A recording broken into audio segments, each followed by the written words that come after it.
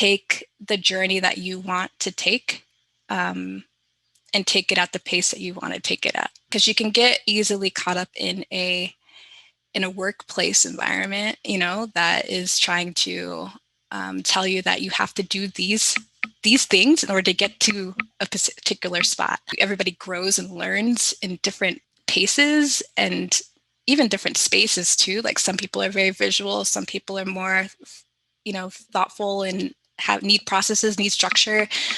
So just take your time. If that makes sense. Take your time.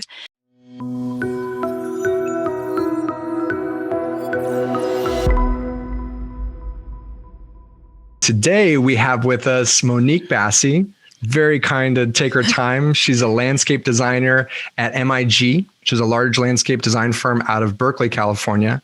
And she's going to sit down today and tell us a little bit about her experience. So Monique, thanks so much for joining us today. Thanks for having me. I'm excited to be here. Absolutely. We're excited to have you. I know, a lot of these interviews that we've done are with some older folks, a lot of folks who have started their own firm. They're farther along in their journey. And I know you and I were talking a little bit about you're really kind of getting going right now, right? You've done some years, you've got some years under your belt, but you're really kind of in the thick of, finding your career and figuring out what you want that to look like. So I'm excited to be able to talk with us today. Yeah. Do you mind if we just jump right in? Can you tell us a little bit about yourself and your background? Sure. Yeah. So my name is Monique Bassey. I am from Los Angeles, California, born and raised. And I guess the way I kind of got into the design world was through my dad. My dad was a mechanical engineer, and he originally is from Lagos, Nigeria, and moved to the States when he was about 20 years old and worked his way through first coming here and going to Cal State LA, studying mechanical engineering, and then, worked his way up, opened up his own consulting firm. He would pick me up after school, take me to his job sites, and I was able to really see firsthand what he was doing as far as like design. And he had a lot of friends and, colleagues, clients who were architects. And so over time, they became family friends and some mentors of mine. And so that's kind of how I got into the field of architecture, at least. I went from there. I was inspired to go and get a degree in architecture. So I actually first got a bachelor's in architecture from the University of Arizona. Okay. And when you are in a design school, it's really intimidating. It can be defeating, especially when you're putting your heart and soul like in these drawings and on the walls for critique. It really taught me a lot. It taught me a lot about being resilient and having confidence in what you do and what you put out there, and really trying to have impact through what you do in the built environment. So, right. 100%. And I know, we've talked a lot about kind of where you're involved, not just, in your job at MIG, but in various different groups and nonprofits and things like that. Do you want to talk just a little bit about some of those groups that you do work with? Let's see.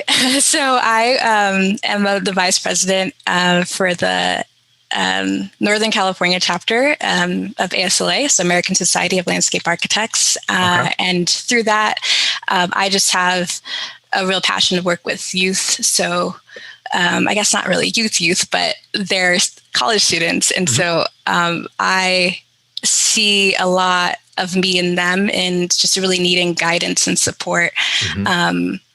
And just encouragement. And so I really saw that was something that I was passionate about to pursue. And so I'm chair of the Student and Emerging Professionals group, where we're doing a lot to focus, especially last year being 2020 and heading into 2021 already, a lot of these students just need the support. They're about to, first off, they're going into school virtually, as we all know, and they're not even fully aware of who their classmates are. They log on, they log off. Even their professors, like that's when you were really able to have strong relationships with the professors that you were being taught by, and really inspire. Like, you look up to your professors and you learn from them. You grow from them and with them. They get to learn about you through your design work, and so this was a big wake up call for our chapter to really pour into their careers and give them the resources that they need and help them be set up for success once they leave. This is an interesting problem, I think, and it's not one that we're going to see the consequences of right away, right? Which is the remote learning, and remote learning is better than no learning, right? And being able to do Zoom meetings like we're doing right here, right now, is definitely better than nothing, but you end up missing something. Right. And this is actually how this interview series was born from the foundation, which was, that when we first went shelter in place, it was March of 2020.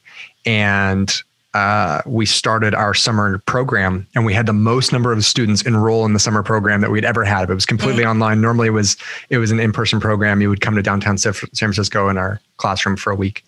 Well, as soon as we started the fall semester, or the fall school year of 2020, all the kids had gone back to school. They were all online. Well, now it's harder to get after school programs online, right? It's harder to ask a student to go to regular school from 8 to 3. And oh, by the way, do you want to hop on Zoom and do Zoom from 3 to 5? Literally, Zoom fatigue was a thing. And our director, Alan Sandler, had talked to other directors of all programs across the country. And everybody was thinking the same thing, which is like, it's hard to keep somebody on this, learning this way. Especially when you're asking them to do something else, to go above and beyond. This is extracurricular.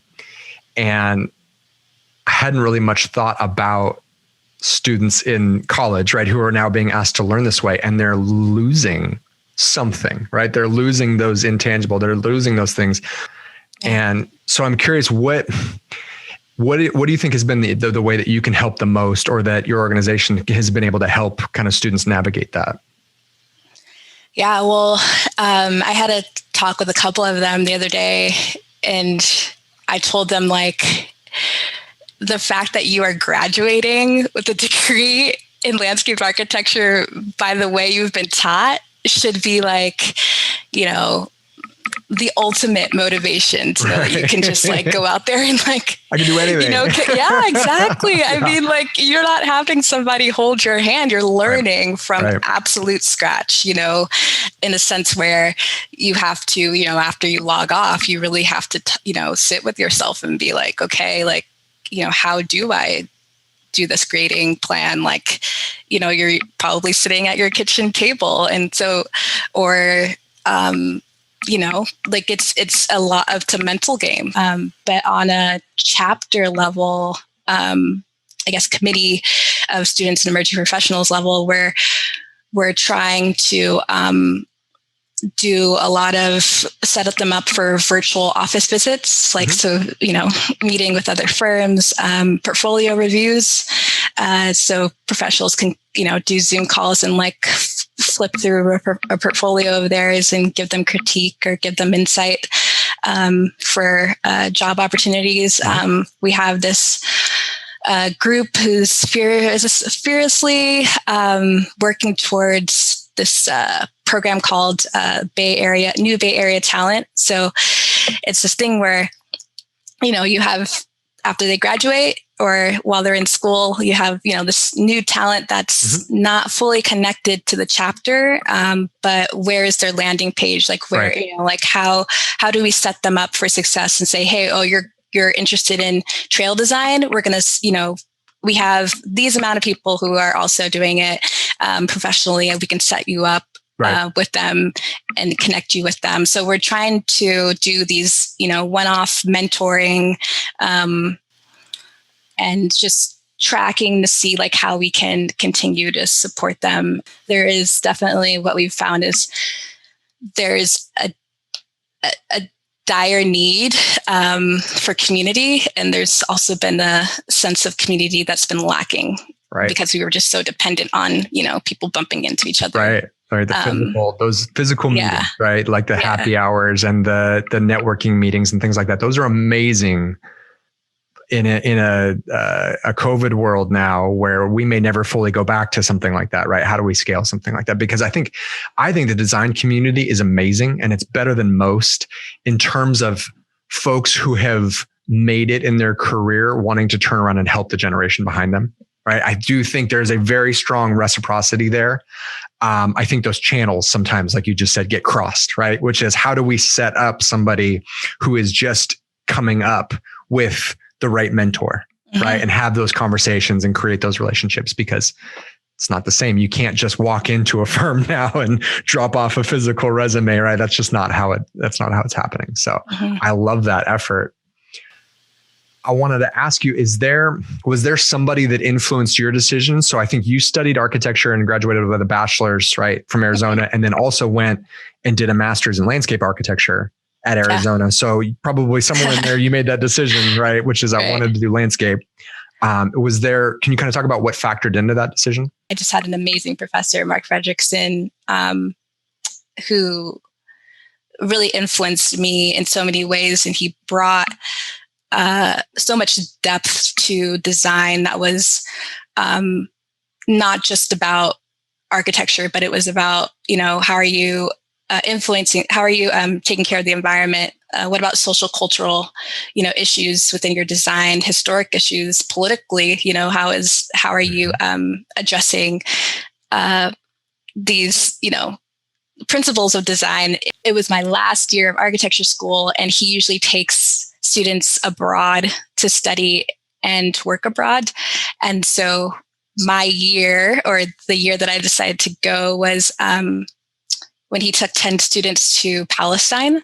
We were just blown away by, just being in Palestine and being in Israel and, experiencing, life out there. But our perspective of design, instantly changed. We didn't think about design in that way at all, being immersed within a culture that's not your own and learning from them and being silent and listening and experiencing, living what they're experiencing was just so eye-opening. And we realized that the public realm and, what's happening outside of a building is where the true change and true impact happens. And so after that, he opened the door for us to, come back and study landscape architecture. And that's basically how I landed in it. I learned through experience of the power of landscape architecture. So that's very cool. Yeah. That's how long was that experience? How long were you over there? I'd say a month and a half to 2 months. Wow. That's a good chunk of time. Yeah. Okay. Yeah. So it wasn't just a quick trip. You were really immersed in the culture. That's awesome. That is, I don't know if there's a documentary on Netflix right now with Zac Efron, actor. It's called Down to Earth, I think. And he takes a podcast host who is very into kind of natural ideas, natural remedies, sustainability, right? Very just kind of this look, we can live off the land type of mentality. And they go around the world and visit different countries that are doing specific things to be sustainable, right? Whether it's the ways to generate water or ways to generate energy, or solar power and things like that, or growing, being able to live on a compound and growing all your food and everything. It's pretty cool if you haven't watched it, but similar idea, which is the absolute best way to get somebody excited about something is to take them somewhere, immerse them in a culture, and then bring them back and say, okay, let's go. And I actually heard this, Seth Godin is a podcast host. And he said, sometimes we do learning backwards. He said, you wouldn't teach a child to get excited about baseball by giving them a textbook on baseball, right? And saying, if you pass this, and this, then I'll take you to a baseball game. You do the opposite. You take them to a baseball game and they go out and they see the field and they see all the sights and the smells and everything, and they get really excited about it. And then they come back and they want to learn everything there is to learn about baseball. Right. And it's just this flip. It sounds like that's kind of what happened to you, which is this is what is available to you. And now you were lucky enough, you get to go back and study more. Right. And then really, that's really cool. I wish more was done like that. I think it would be more beneficial, but it's not always the easiest route. So, very cool. Can you talk a little bit about just kind of on the day-to-day, maybe what your favorite parts of your job are? And then kind of flip side of that, what's the hardest part or most difficult, most challenging part of your job? I think for me, it's the sense of team collaboration, right? When your team is supportive of each other, and when they are really focused on doing the right thing, right. And making the right impact, and not worrying about the glitz and glamour of the, of the attention that the design might give to the firm, but rather the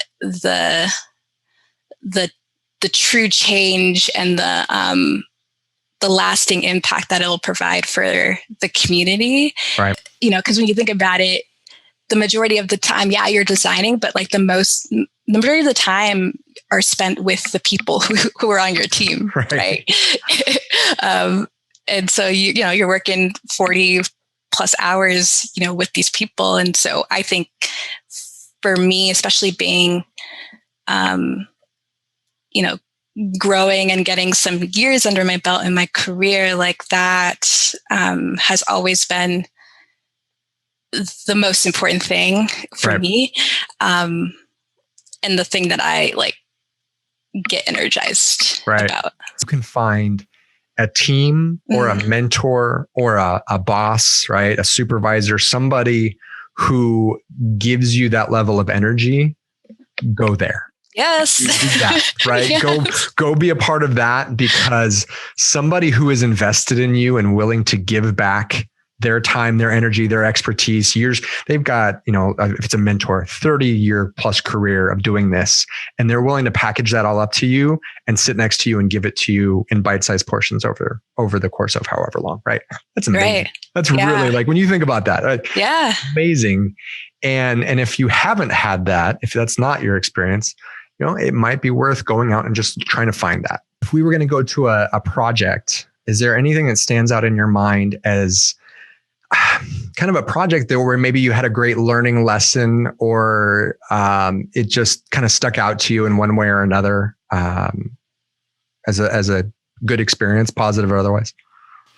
Yeah, it actually is this project that we're just now wrapping up with MIG. It's we're partnering with. I get excited every time. We're partnering with Trust for Public Land, and it's for this park in East Oakland called Verdes Carter Park.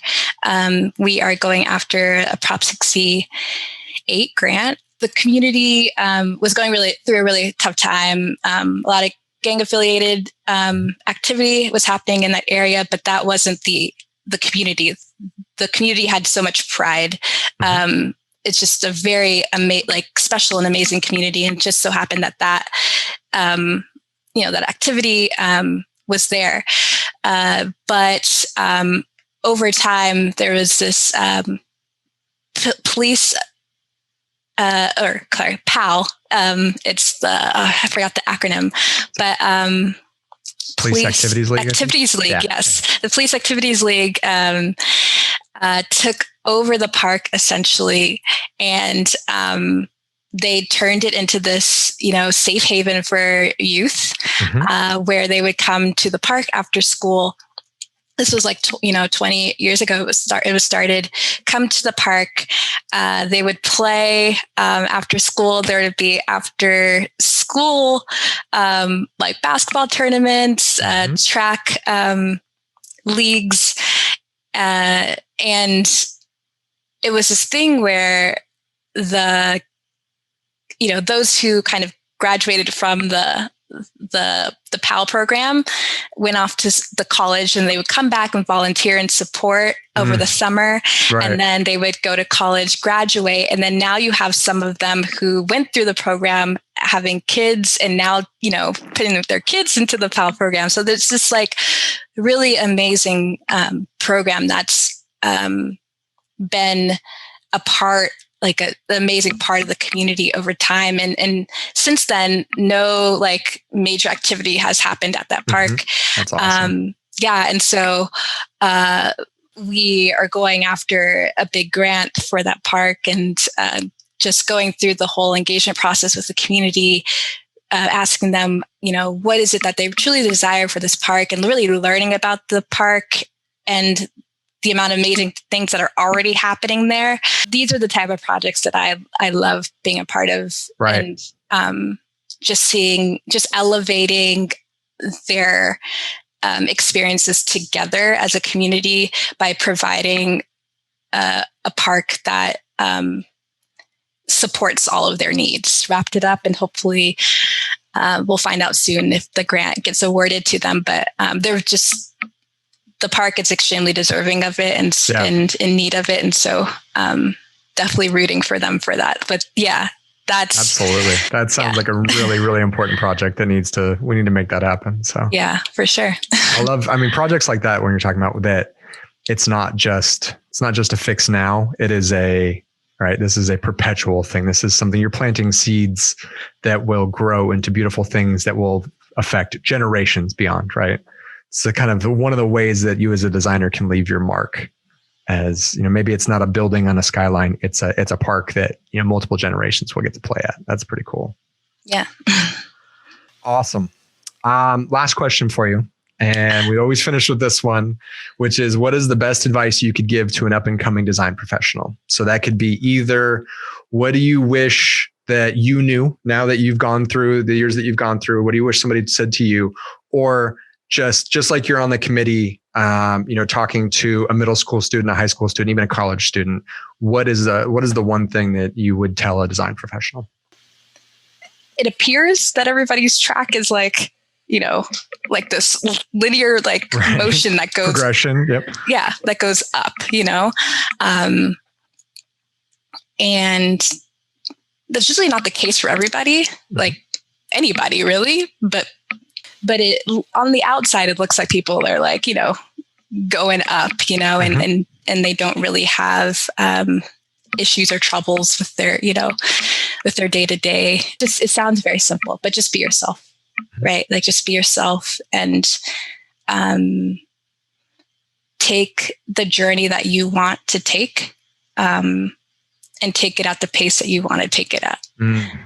Because you can get easily caught up in a workplace environment, that is trying to tell you that you have to do these things in order to get to a particular spot. Everybody grows and learns in different paces and different spaces too. Like some people are very visual, some people are more, thoughtful and need processes, need structure. So just take your time. If that makes sense. Take your time. Do the things that, learn from your mistakes, take your time. But